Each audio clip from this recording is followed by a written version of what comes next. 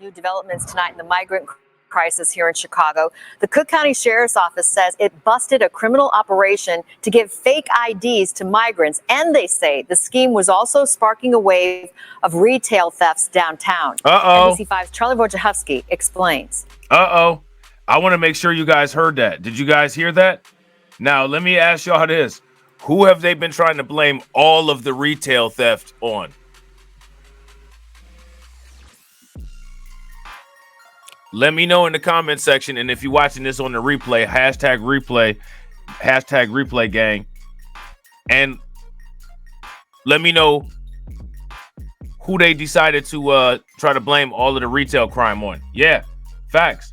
If you guys agree with Kelly, give me a thumbs up. If you guys disagree with Kelly, give me a thumbs down. Absolutely. Shout out to Deneen. Absolutely. Deneen want me to sing the answer. They try to blame it on me and you, your mama and your cousins too, running down the street, stealing clothes, jacking cars, slamming stolen car doors. That's what they said we was doing. That's what they said we was doing. We have new developments tonight in the migrant crisis here in Chicago. The Cook County Sheriff's Office says it busted a criminal operation to give fake IDs to migrants, and they say the scheme was also sparking a wave of retail thefts downtown. NBC5's Charlie Wojciechowski explains. Retail theft has always been a concern in River North and along Chicago's Magnificent Mile. But the Cook County Sheriff says he has seen a boom in recent months, one he is linking to the migrant crisis. A lot of these... you guys see this? I want to make sure that you guys hear that. Chicago, Cook County Sheriff's Office. You see it. They go to Cook County Shield right there. They are linking the retail theft. They're linking the retail theft to the migrant crisis. It's official. It's coming out of the law enforcement officer's mouth right there. You know what I'm saying? Shout out to the Hula Gang. Shout out to DC Precise. Facts. Undocumented Bros mixtape. Facts. Recent months, one he is linking to the migrant crisis. A lot of these folks are purely trying to steal so they can get IDs, so they can get a job, so they can make some money. Now Sheriff Tom Dart says he has busted a theft ring. No, I don't believe that. Why? Let me ask you guys this question. Why is it that when it comes to all these other people, they're just giving these people grace? They know. Shout out. I see, like, you guys don't know. You can see the videos that people watch, right? Did y'all know that on the analytics? I can see what videos y'all watch. Especially if y'all comment. That's why I ask and encourage people to leave comments even after the stream. I saw that Miss Nisi watched that Undocumented Bros video. It's an old school Undocumented Bros video that's on the members, that's under members. And it was about the Venezuelan prison gangs and all of the South American prison gangs and the prison crisis. The prisoners in those facilities run themselves. Now, I'm going to ask Miss Nisi. So I'm picking on you, Miss Nisi. After watching that video, does that video give you a different take on a lot of the crime and a lot of the gang activity that you see with these migrants? That's a good, anybody that's a member, if you're not a member, of course, it's only a ducat. But if you are a member and you haven't watched that video yet, make sure you guys watch that Undocumented Bros video that's about those prisons. That will give you a whole new perspective on all of this. You know what I'm saying? And real quick, shout out to my man DeAndre for being a like enforcer. Make sure you guys throw them like enforcers in the chat for my man DeAndre. We gotta get them. We gotta get that like enforcement popping off. Trying to steal so they can get IDs, so they can get a job, so they can make some money. Now Sheriff Tom Dart says he has busted a theft ring that promised fake work papers in return for stolen merchandise, Social Security cards, permanent resident ID cards, and driver's licenses, all seized during a raid last week that netted almost 500 examples of fraudulent identification. Now, let me ask you guys this question. In the places where the migrants come from, is doing what they're doing here illegal?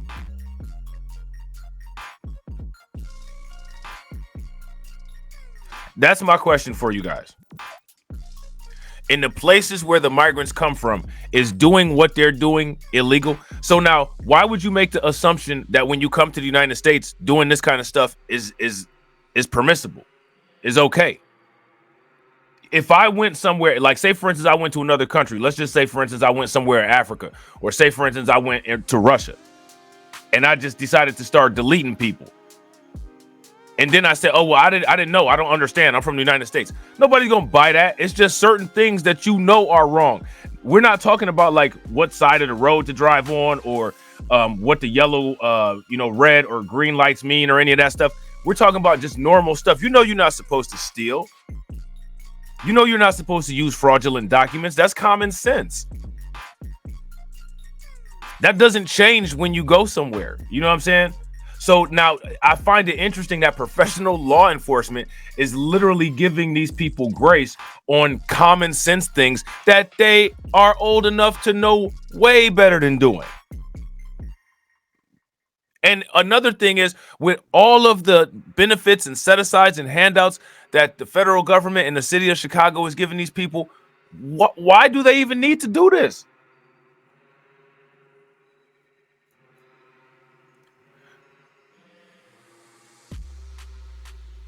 Make it make sense.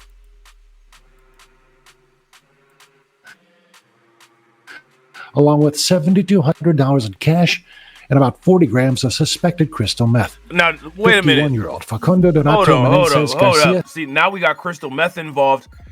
Come on, man. Come on, man. I was actually just watching an old news report on this channel. I think it's called First Atlanta News, about how they be hemming these black people up at the airport, especially when they going from Atlanta to Chicago, because that's the drug route. You mean to tell me if you're coming from the land of the plug to the United States, that's not a suspected drug route? So you mean you're surprised when you just see little innocent baggie of a couple grams of meth to try to get some quote unquote work papers that are illegal anyway? Make this make sense. If this makes sense, give me a thumbs up. If this doesn't make any sense, give me a thumbs down. Shout out to my man Shabazz American Freeman. Shabazz American Freeman says, wait till people find out that many of these migrants have kids here and where they come from. Yeah, facts. Big facts. Along with $7,200 in cash and about 40 grams of suspected crystal meth. 51-year-old Facundo Donato Menendez Garcia, 42-year-old Francisco Javier Otero Rosas, and 19-year-old Kenneth Yareth Uloa Rodriguez are all charged with felonies. Let me ask you guys a question. Do you guys think that these people thought that there was just a little innocent baggie of meth? Carlton crazy. Didn't I tell y'all Carlton crazy? I'm gonna just let that sit right there for a minute.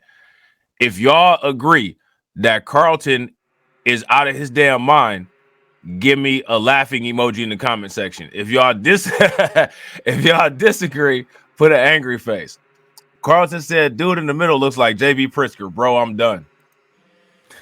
He could get a job in the office of the governor. Oh, man. Dart says in many cases, the migrants received specific instructions as to what they should steal and what that could earn them in terms of an ID card. Okay, so here's the question, y'all. Where did they steal the bag of meth from?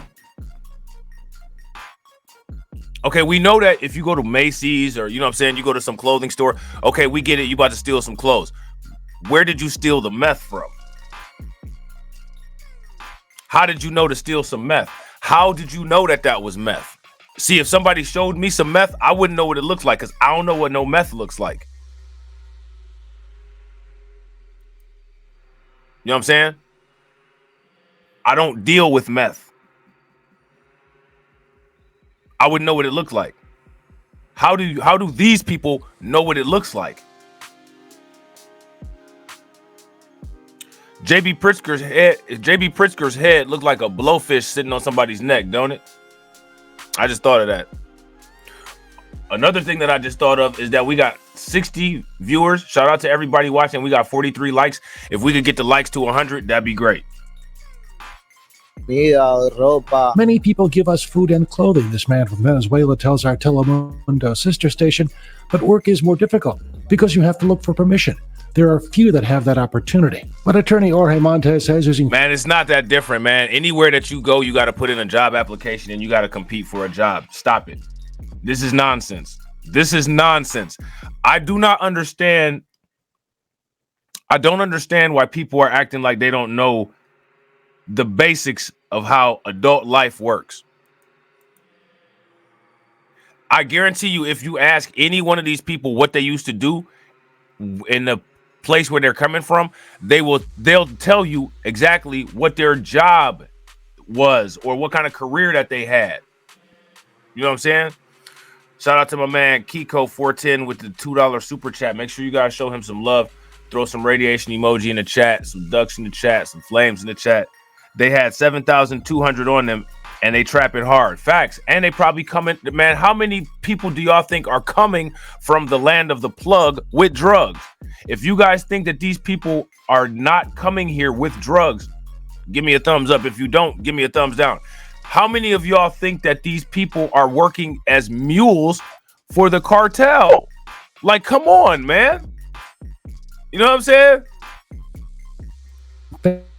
Fake documents to get work can destroy any chances of a migrant staying in the United States. If immigration finds out anybody was involved in the production of a false identification, they could pretty much kiss their application goodbye. Dart says most of the migrants arrested are charged with misdemeanors and released. On Michigan Avenue, Charlie Fort. So now this isn't propaganda. You know what I'm saying? So like when you hear the Joy Reid's, if she not on the hot mic and saying how she actually feels, you know what I'm saying? When you hear all of these people sitting up here talking about this is propaganda, this is the local news. You see, I'm adding very little commentary here. This is NBC5. And they're saying that these people are committing these crimes. They showed the evidence. They had the whole table of evidence. They had the baggie, you know what I'm saying, of the dope. And then they saying that they're giving them misdemeanors and letting them back into the street. Local news said that. The local news said that. But when you get to the national news level, they'll sit here and just say, oh, this is anti-immigrant propaganda. Make this make sense. Of a false identification, they could pretty much kiss their application goodbye. Dart says most of the migrants arrested are charged with misdemeanors and released. They're charged and released. Now, how does that work? Now, they're charged and released, right? You're supposed to, if you have a criminal record, that's supposed to affect your hireability. These things need to be documented so when they get a job or when they try to get a job, people know, oh, no, this person is a thug. This person isn't trustworthy. I'm not hiring them at my establishment. But these sanctuary cities allow these people to get away with multiple crimes. They're able to rack up what would be a rap sheet, and the rap sheet is not documented, just like them. You know what I'm saying? And then they can turn around and go get a job, and you have no idea who you're hiring. So I got to ask you guys this. Does the way that the city of Chicago and sanctuary cities and the United States government, does that facilitate even less information being available about these people? If it does, give me a thumbs up. If it does not, then give me a thumbs down. On Michigan Avenue, Charlie Wojciechowski, NBC5 News. There you go. Got the little citation in there. NBC5 News.